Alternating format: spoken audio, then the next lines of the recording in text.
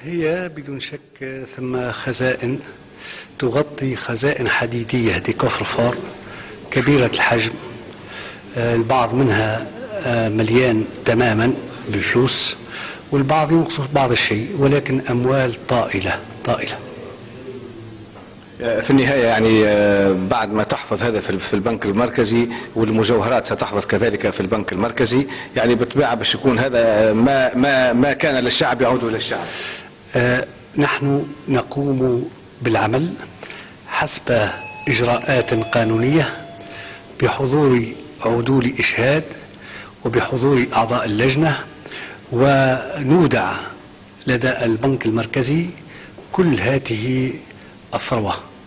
وفيما بعد السلطات المعنية بعد أن تنتهي اللجنة من عملها في هذا القصر بدون شك هي مؤهلة قبل غيرها لإعطاء هذه الثروة الأبعاد التي تقتضيها.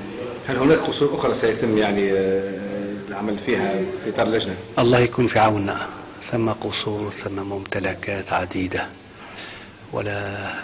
ونسأل الله القوة والصبر والمثابرة.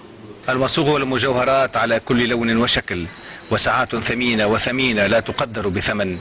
من أين جاءت؟ كيف جاءت؟ التحقيق سيثبت الحقيقة. هذه ظاهريا مكتبة تعتقد أن الرئيس المخلوع وعائلته يطالعون نفائس الكتب، والحقيقة أن المكتبة هي للتمويه، فما وراءها مال ومجوهرات مخفية بل مسروقة.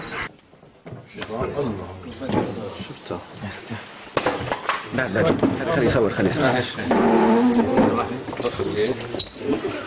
سيدي معي مراد حاول تنسى شوي.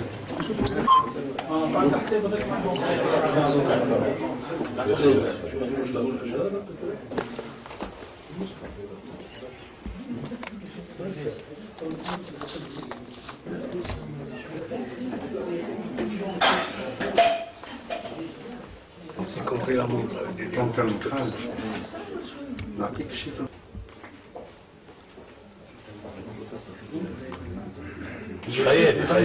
خيري كامل. هاي مرة حلوة.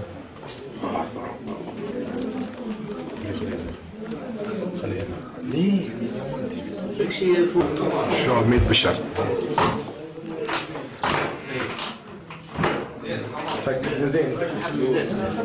هذه الأموال الملفوفة هي من البنك المركزي مباشرة، وهناك أموال من بنوك أخرى، وهناك ظروف وضعت بداخلها مبالغ متفاوتة من 500 دينار إلى 10 ملايين. الأكيد أن الرئيس المخلوع كان يهبها إلى من يريد، وهي مخصصة للمكافآت على ما يبدو.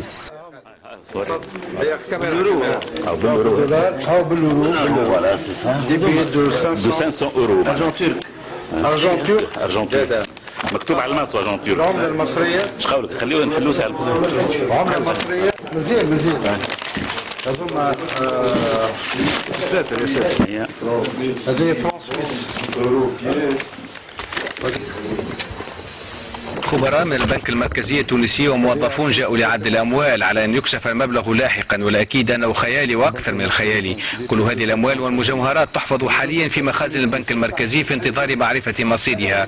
الأكيد أنها ستعود إلى الشعب لتوظف في أعمال التنمية. أعرف فقط ماذا كان يفعل الرئيس المخلوع وعائلته بالبلاد والعباد.